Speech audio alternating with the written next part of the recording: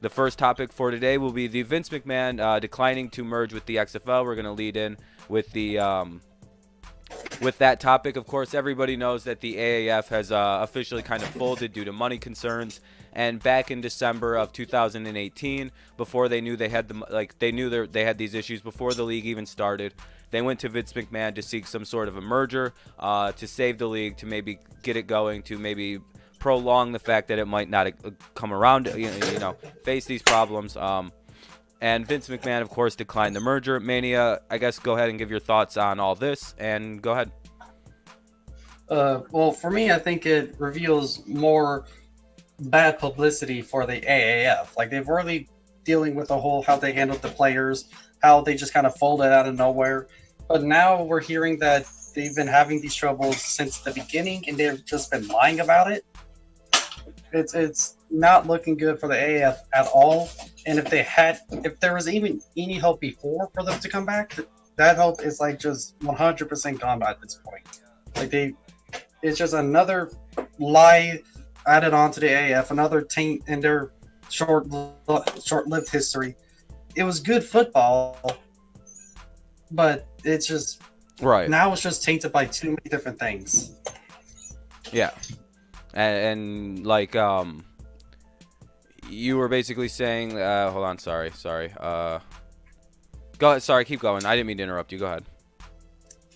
Yeah, so it's well, I would have liked to eventually see the XFL and the AAF merge, but I understand. I kind of understand why Vince McMahon didn't do the merger. It's too soon. Like, there's no point in them trying to merge with another jumpstart league at the moment. And the AF's just seeming desperate before the season even started. They were short on money before the season even started. It's a huge victory for Vince McMahon. He has no competition in the spring league anymore. Now he's just dealing with the NFL, which is he's not going up against all this time. He's just going on a different time period, and he's more trying to work with them. Yep. And he's trying to incentivize NCAA players to go to the XFL because they're doing a 1 year out of high school rule. And unlike the NFL where you need 3 years, the XFL you only need 1 year experience. So yep. It's a huge victory for Vince McMahon, and it looks even worse for the AAF. Yeah, exactly. Are you all set, or? Yeah, I'm all set.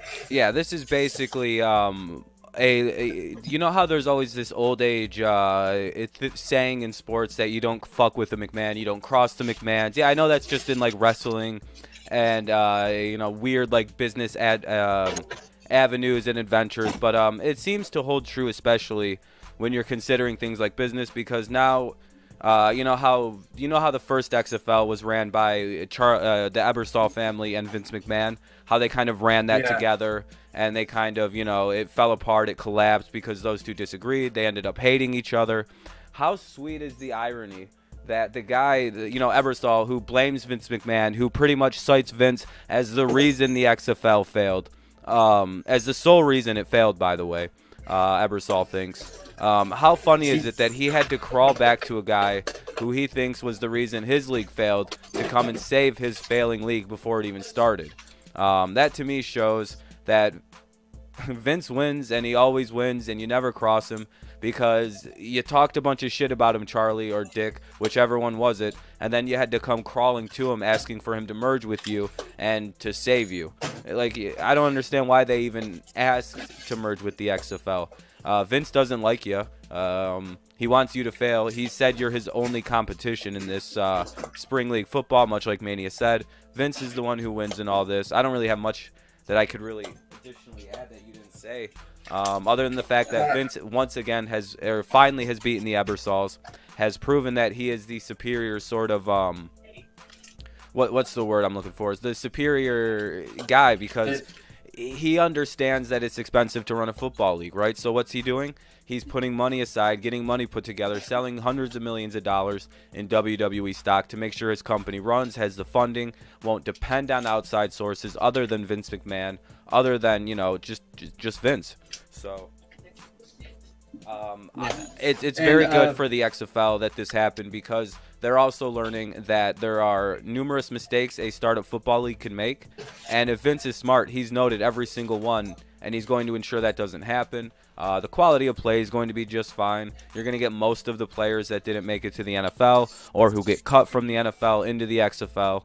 So, yeah, I just see it as a good win because it's going to attract in a bunch of players who were hesitant about the AAF as well because they weren't sure what it was going to be like. They weren't sure if there was going to be successes. They weren't sure if, spring football could work, and they've now seen that it can. So we might see different names come around, different more high-profile athletes come around, and I'm quite curious to see how that does, how that,